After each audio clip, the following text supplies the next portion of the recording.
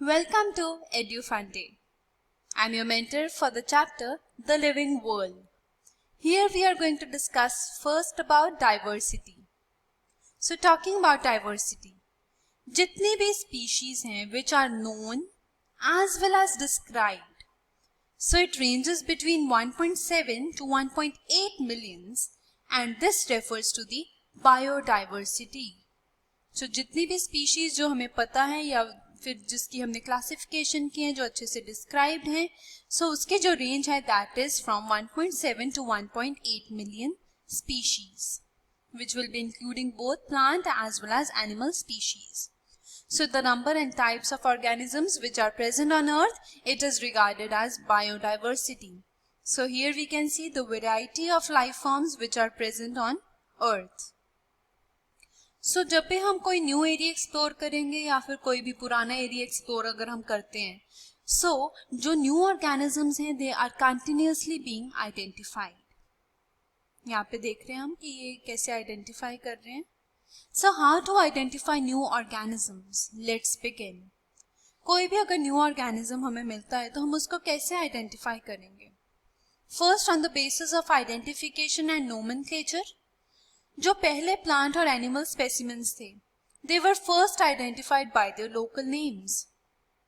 जो local names हैं हमको पता है they create confusion. Why they create confusion? Because these local names they vary from one place to another and within every country. अगर हम mango को यहाँ पे एक नाम से बुला रहे हैं, क्या पता अगर हम साउथ साइड जाएं तो वो किसी और नाम से उसको बुला रहे हैं और हमें वो नाम नहीं पता. So it is creating lots of confusion. For example, if I am talking about a millet, Hindi में हम मिलेट को कहते हैं मंदुआ, तमिल में हम उसको कहते हैं केलवारगू एंड तेलुगु में हम उसको कहते हैं रागिला. मतलब इन सब का क्या है? मिलेट ही है. But here what it is doing, it is creating lots of confusion and these all are the local names. So there is a need in order to standardize the names of living organisms, ताकि जो भी कोई particular organism है, it is known by the same name all over the world in order to avoid the confusion. अगर हम एक organism को उसका standardized name दे देंगे ताकि ये नाम वो जहां भी जाए कंट्री में वहां पे उसको सेम नाम से उसको बुलाएं, right? So that is in the case of this nomenclature, that is the standardization. So this process is called as nomenclature. और जो nomenclature है, it is providing scientific name to the identified organism. कोई भी जो organism है वो अगर identify हो रहा है तो nomenclature उसको एक scientific name provide करेगी which would be used all over the world. सो जो नोमेनक्लेचर है ये तभी पॉसिबल है जबकि कोई ऑर्गेनिज्म को हम अच्छे से डिस्क्राइब करेंगे और उसको आइडेंटिफाई करेंगे अच्छे तरीके से. और जो आइडेंटिफिकेशन है इसका मेन पर्पस क्या है?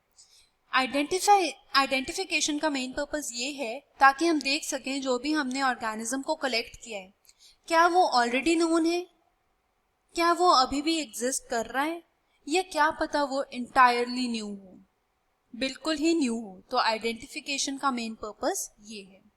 So here we can see lots of people are identifying a new organism. So plants के केस में जो आइडेंटिफिकेशन है वो डायरेक्टली हो सकती है. हम उसके कैरेक्टर्स कंपेयर कर सकते हैं विद द हर्बेरियम स्पेसिमेन या फिर इनडायरेक्टली कर सकते हैं with the help of keys in case of flora. So this herbarium as well as the keys, these are the taxonomical aids which help us in the process of identification of a new organism. So now talking about the scientific names. So plants के case में जो scientific names हैं, they are based on agreed principles and criteria. और ये जो principles और criteria है, they are provided in ICBN. अब ICBN क्या है? So जो ICBN है, it is the International Code for Botanical Nomenclature. Botanical means plants के बारे में हम बात करें. Plants को ये एक scientific name दे रहे हैं ताकि पूरी दुनिया में वो जो plant है वो एक ही नाम से जाना जाए. That is the scientific name is being provided for that plant species.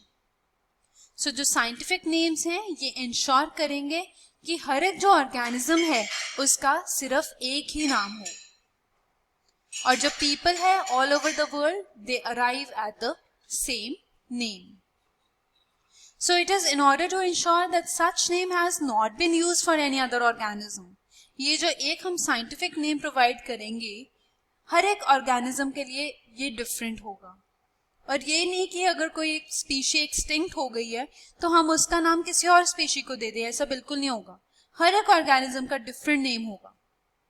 So it is in order to ensure that the name has not been used for any other organism as well. So जो भी biologists हैं they follow universally accepted principles in order to provide the scientific names to the known organisms. जो scientific name है it has two components. First component is the generic name and the second component is the specific epithet. So जो naming system है it was given by Carolus Linnaeus and it is being followed by biologists all over the world. So जिस भी organism को हम scientific name देंगे तो उसके हमेशा टू कंपोनेंट्स होंगे. First is the generic name and the other one is the specific epithet. So to understand the scientific names better let us take one example. So ये हम देख रहे हैं it is a mango tree, mangoes लगे हुए हैं. So the scientific name of mango जो है it is written as Mangifera indica. So हम देख रहे हैं ये इटैलिक्स में लिखा हुआ है. So in this जो Mangifera है it is representing the genus, that is the generic name which is the first component of the scientific name. पर जो Indica है that is the second name, it is representing a particular species or the specific epithet. Now some of the universal rules of nomenclature are, it is very important. जो biological names हैं या फिर हम इसको कह सकते हैं the scientific names they are generally in Latin. Why in Latin? Because जो लैटिन है ये एक डेड लैंग्वेज है, इसके अंदर कोई चेंजेस नहीं आएंगे. एंड दी साइंटिफिक नेम्स हमने देखा कि मैंजीफेरा इंडिका इटैलिक्स में लिखा हुआ था. सो हर एक biological name it would be written in italics. So they are Latinised और derived from Latin irrespective of their origin. So जो फर्स्ट वर्ड है बायोलॉजिकल नेम का हमने देखा that it represents the genus, while जो second component है it is denoting the specific epithet. और ये जो दोनों वर्ड्स हैं इन द बायोलॉजिकल नेम जब भी हम इसको हाथ से लिखेंगे अपनी कॉपी पे सो दे आर सेपरेटली अंडरलाइंड, क्योंकि हम इसको इटैलिक्स में तो लिख नहीं सकते. सो हम इसे जैसे भी लिख के we will underline them separately. या फिर अगर हम इसको प्रिंट करवा रहे हैं, टाइप कर रहे हैं, so they should always be printed in italics.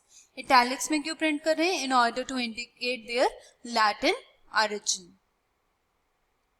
और जो फर्स्ट वर्ड है, फर्स्ट वर्ड जो साइंटिफिक नेम का it is the genus. So genus का जो फर्स्ट वर्ड है, फर्स्ट लेटर है, it will always start with a capital letter. पर जो स्पेसिफिक एपिथेट का फर्स्ट लेटर है it always start with a small letter.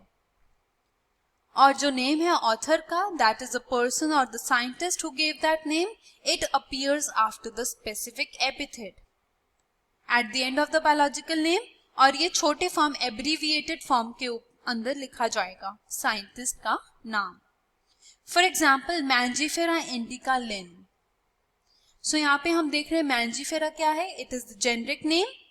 और हमने क्या बोला था कि जब भी ये टाइप करेंगे so it should be always typed in italics. Mangifera जो है it is a generic name और इसका जो फर्स्ट लेटर है दैट इज कैपिटल. बट अगर हम इंडिका की बात करें जो कि स्पेसिफिक एपिथेट है, हमने क्या बोला था कि it will always start with a small letter. So here we can see that case. और हमने नेक्स्ट क्या बात की थी, जो साइंटिस्ट का नाम है जिन्होंने इसको नाम दिया था, बायोलॉजिकल नेम दिया था, वो एब्रीविएटेड फॉर्म में लिखा जाएगा. सो लिन मीन्स लीनियस. सो यहाँ पे हमने लीनियस का जो नाम है it is written after the specific epithet and this indicates that this species was first described by the Linnaeus, which is the scientist. Now talking about the classification. Classification क्या है? ये एक ऐसा प्रोसेस है जिसके थ्रू जो भी living things हैं they are being grouped into convenient categories based on some easily observable characters. Classification मतलब ग्रुपिंग करना. ग्रुपिंग हम किस बेसिस पे करेंगे? कोई भी अगर उसके ऑब्जर्वेबल कैरेक्टर्स हैं उसके बेसिस पे हम उसके ग्रुपिंग कर देंगे. That is a classification. So we easily recognise groups such as plants और एनिमल्स. हमको पता लग जाता है कि प्लांट्स ऐसे होते हैं दिखने में और एनिमल्स ऐसे होते हैं. या फिर अगर हम डॉग्स की या कैट्स की बात करें या फिर वीट या राइस की बात करें, so we come to know. So we are grouping them. कैसे ग्रुप कर रहे हैं? उनको देख के ही कर रहे हैं ना. So these are the easily observable characters. So the moment we use any of these terms, so हमें पता लग जाएगा कि हाँ यार इसके अंदर ये कैरेक्टर्स होते हैं, है ना. तभी हमने जैसे हमने डॉग को बोला, सो डॉग की इमेज हमारे सामने आ जाती है. कैट की बात करी तो कैट की इमेज आ जाती है सामने. Why? Because we are relating it right by the observable characters. So hence all these dogs, cats, mammals, etc. So we can classify them or group them on the basis of the observable characters they have. So here we can see the variety of organisms. So each group, it belongs to one particular category. So the scientific term है for these categories, it is called as taxon. Taxa क्या है? Taxa जो है it indicates categories eight different levels. Plants को भी हम taxon कह सकते हैं, वीट को भी टैक्सॉन कह सकते हैं, डॉग्स को भी टैक्सॉन कह सकते हैं, कैट्स को भी. सो जो ऑर्गेनिज्म है they represent taxons at different levels. तभी बेस्ड ऑन कैरेक्टर्स जितने भी लिविंग ऑर्गेनिजम्स हैं they are classified into the different taxa. और इस प्रोसेस को हम कहते हैं दिस प्रोसेस ऑफ क्लासिफिकेशन, इसको हम क्या कहते हैं? It is known as taxonomy. क्योंकि हमने उसको क्लासिफाई करके उसको हम डिफरेंट डिफरेंट टैक्सा के अंदर ग्रुप कर रहे हैं. That is why the process of classification it is called as taxonomy. Thus characterisation, identification, classification and nomenclature, these are the processes which are the basic components to the taxonomy. So taxonomy के basic components क्या हैं? It is the characterization, identification, classification and nomenclature, or we can say it as naming. So these were the basic components to the taxonomy. Now moving on forward to systematics. जो systematic है it is a systematic arrangement of organisms. Systematically अगर हमने organisms को arrange करना है.